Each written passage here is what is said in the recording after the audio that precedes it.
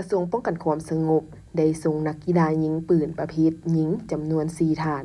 เข้าร่วมแข่งขันชิงชัยในงานแข่งขันกีฬายิงปืนสั้นเก็บกลางระยะ25 เมตรในงานมหกรรมกีฬาแห่งชาตินครหลวงเวียงจันทร์เกม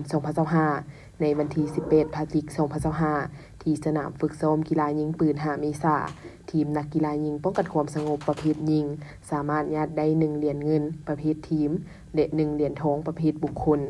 การแข่งขันกีฬายิงปืนสั้นเก็บกลางบุคคลและทีมประเภทยิงระยะ25 เมตรในงานนครหลวงเวียงจันทร์เกม 2025 ครั้งนี้มีนักกีฬาเข้าร่วมแข่งขันทั้งหมด16ท่านมาจาก4ภาคส่วนคือกระทรวงป้องกันความสงบกระทรวงป้องกันประเทศนครหลวงเวียงจันทร์และเขงคำมวนภาคส่วนละ4ท่าน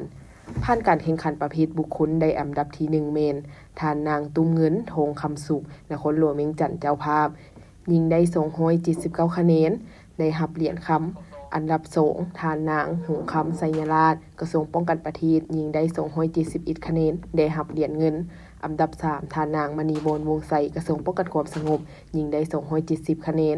และอันดับที่4ทานนางพุทธสวรรค์คามณีวงศ์นครหลวงเวียงจันทร์ยิงได้269คะแนนซึ่งอันดับที่3และที่4ได้รับเหรียญทองคะแนนเต็ม300คะแนนยิง6รอบละ5ลูกปืน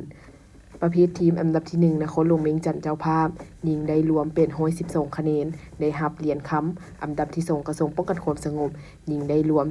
786คะแนนได้รับเหรียญเงินอันดับที่3กระทรวงป้องกันประเทศยิงได้รวม779คะแนนและอันดับที่4เขงคำมวนยิงได้รวม